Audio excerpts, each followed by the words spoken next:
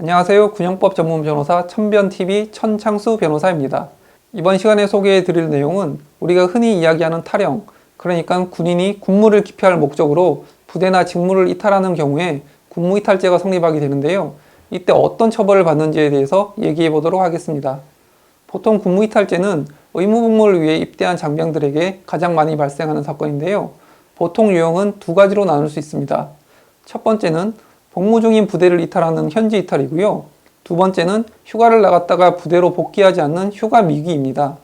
대부분의 병사들의 군무 이탈은 휴가 미기인데요.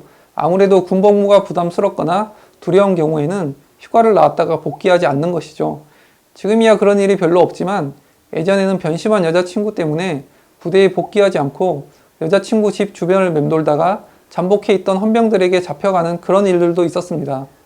군무이탈죄는 군형법에만 규정되어 있고 군인에게만 적용되는 특수한 범죄이다 보니 처벌의 형량도 꽤 높은 편인데요. 적과 전투를 하고 있는 도중에 도망을 가면 최고 사형까지 선고가 될 수가 있고요. 전시나 계엄 상태에서는 5년 이상의 유기징역에 처해지고 현재와 같이 휴전 중인 경우에도 1년 이상이나 10년 이하의 유기징역에 처해지는 범죄입니다. 결국 군무이탈죄의 경우에는 벌금형이 없기 때문에 무조건 징역형이 선고되는 것이고 수사 단계에서는 구속영장이 발부되어 구속 상태에서 수사를 받게 되는 경우가 많습니다.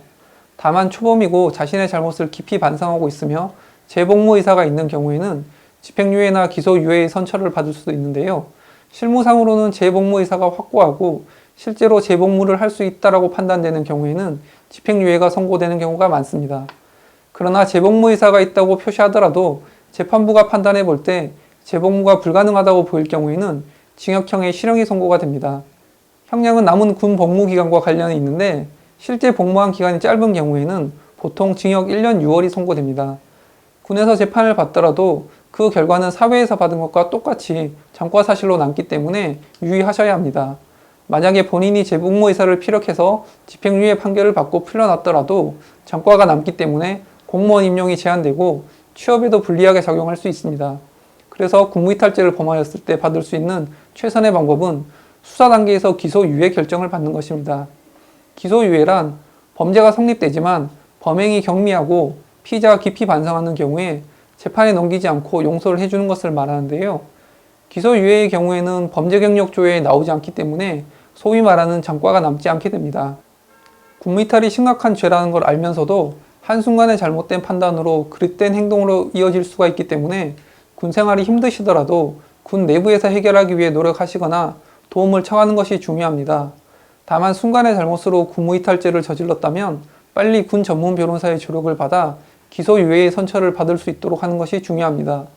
앞에 설명드린 것처럼 군무이탈죄로 처벌받았을 때 집행유예와 기소유예는 큰 차이가 있다는 거 꼭 명심하셔야 합니다. 자, 오늘도 제 영상이 도움이 되셨다면 좋아요와 구독하기 버튼을 눌러주시면 감사하겠습니다.